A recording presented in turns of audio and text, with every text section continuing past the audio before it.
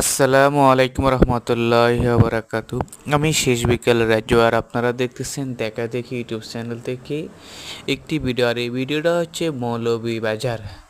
তো এই মৌলভীবাজার একটি দান বাক্সের ভিডিও দেখতে পাচ্ছেন। এই দান বাক্সের মধ্যে কত কত টাকা, যেটা দেখলে অনেক ছোট ছোট মসজিদের টাকা মানুষের মাথা করে হয়ে যাবে। মৌলভীবাজার জেলা, কুলাউড়া থানা, রবির বাজার এলাকার নাম।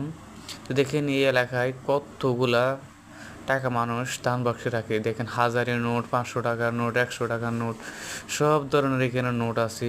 তো কত মাস পরে এটা খোলা হয়েছে আমি সঠিক জানি না। এখানে খোলার পর আমি দেখতে পাচ্ছি অনেক টাকা। তো একটু ধারণা করুন তো এখানে কত লাখ টাকা হতে পারে। আমার তো আর অতটুকু ধারণা নাই।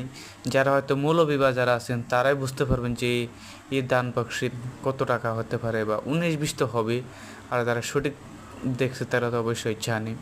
তো সব থেকে দুঃখের বিষয় হলো আমাদের এলাকায় মাঝে মাঝে দেখি দান বাক্সের মধ্যে থেকে মানুষ তালা ব্যাংকে টাকা চুরি করে নিয়ে যায়।